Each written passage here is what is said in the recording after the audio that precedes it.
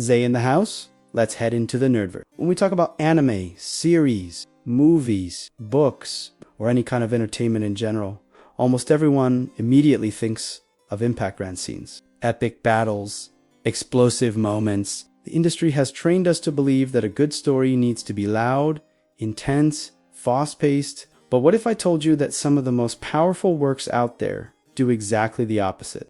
They don't shout, they whisper, and even so, they stay with you for much longer. Today, I want to talk about Sousou no Frieren, how this anime proves that sensitivity. Time and silence can be far more devastating than any over-the-top action scene. But before we continue, go ahead and leave a like on this video, because that helps the channel a lot to keep producing deep analyses like this one. And subscribe if you enjoy content that goes beyond the surface of anime.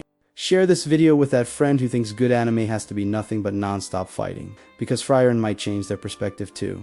Now, let's slow down, because talking about Frieren requires calm. The first thing you need to understand is that Frieren doesn't want to impress you. It doesn't want to win you over in the first 5 minutes with an absurd fight or a shocking plot twist. On the contrary, it trusts its own story so much that it allows itself to move slowly. And nowadays, that's almost an act of rebellion. We live in an era where everything is designed to become a TikTok clip, to generate fast engagement, to hold your attention for 15 seconds. Frieren doesn't play that game. It bets on the long term, it bets on you. And maybe that's why a lot of people find it strange at first, because Frieren's premise is simple, but profoundly rare.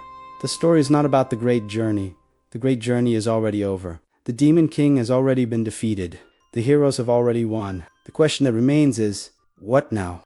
What happens after the legend ends? We follow Frieren, an elven mage, a member of a legendary party that saved the world. For the humans in that group, that 10-year adventure was everything. It was the greatest experience of their lives. For Frieren, it was the blink of an eye, and this is where the anime begins to emotionally destroy you without ever raising its voice. As the years pass, as her companions grow old, fall ill, and die, Frieren realizes something she never truly allowed herself to feel before. Time does not weigh the same for everyone. For her, time is infinite. For humans, it is everything they have. And that difference changes absolutely everything. The first major emotional blow of the story doesn't come from an explicit tragedy, but from a delayed realization. Frieren cries not only because a friend has died, but because she realizes she never truly allowed herself to know them. She was physically present, but emotionally absent. And that regret is deeply human. Who has never realized the value of someone too late? If this is already resonating with you, leave a comment down below, because this anime has a very particular way of touching wounds we didn't even know were still open. After this loss, Frieren begins a new journey, not to save the world, but to understand the past, to revisit places, to retrace paths, to maybe finally be able to say goodbye for real. And this is where Fern and Stark come in, two young humans full of potential, but also limited time. Now, Frieren is the mentor. Now she watches time pass with different eyes. And notice how brilliant this is from a narrative standpoint. Frieren doesn't change overnight. She doesn't suddenly become emotional, affectionate, or expressive. The change is slow, gradual, sometimes almost imperceptible, but real.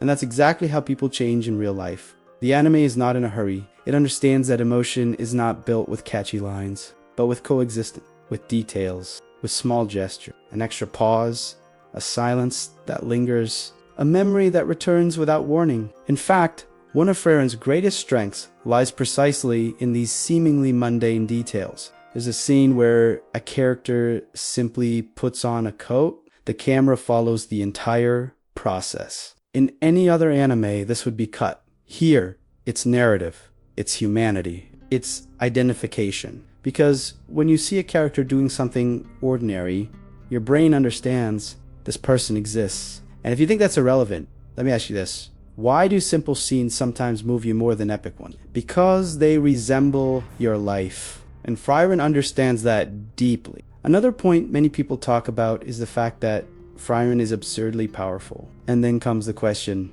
where is the risk? Where is the challenge? And the anime's answer is brilliant. The risk is not in the protagonist's physical death. It's in the passage of time, It's in loss, it's in forgetting, it's in the fear of not making the most of the present. While other anime need to remove strong characters from the spotlight to maintain tension, Frieren simply changes the type of tension. The danger isn't losing a fight, it's losing a chance. It's not saying something in time, it's not feeling when you still can. And that is extremely mature from a narrative perspective. Frieren's world also deserves special mention. Unlike many modern works that bet on a cynical, violent, hostile world, here we have a universe that, despite its shadows, is mostly gentle. People help one another.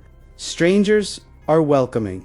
And this is not naivety. It's a thematic choice. This is a world that spent centuries oppressed by demons. The peace achieved by that group of heroes was not in vain. It transformed society. And this is shown, not explained, through small interactions, through subverted expectations, through scenes where you expect violence and receive humanity instead. And here's a quick pause. If you're enjoying the depth of this analysis, subscribe to the channel now, because that greatly increases the chances of this kind of content continuing to appear for you and for more people. Frieren also knows how to use humor, but not loud, over-the-top humor. It's subtle humor, often visual, often silent, jokes that happen without anyone laughing, absurd situations treated as normal. This creates a delightful contrast and reinforces the contemplative tone of the work. And even with all this calm, Frieren is not boring. Quite the opposite. It hooks you because you want to keep going. You want to understand, you want to feel, you want to follow along. It's a different kind of retention, not based on anxiety, but on connection. The anime trusts its own sensitivity so much that it allows itself to dedicate entire episodes to secondary characters, to small stories, to local dramas, and that makes the world feel alive. Dynamic, real, a world that exists beyond the protagonist. And perhaps Frieren's greatest courage is this: it doesn't try to please everyone. It knows what it wants to be. And it executes that vision with precision, care, and affection. In a market saturated with formulas, this is extremely rare. At its core, Frieren is not just a story about an immortal elf. It's a story about time, about memory, about regret, about learning to value the present before it becomes the past. It's a story about how feeling is also a form of courage. And if you made it this far, I truly thank you. That shows you also value stories that respect your intelligence and your sensitivity. Leave a like, share this video with someone who needs to discover Frieren. Comment on what this anime made you feel, and subscribe to the channel so you don't miss the next videos. Because if there's one thing Frieren teaches us, it's that time passes and the now matters. See you in the next video.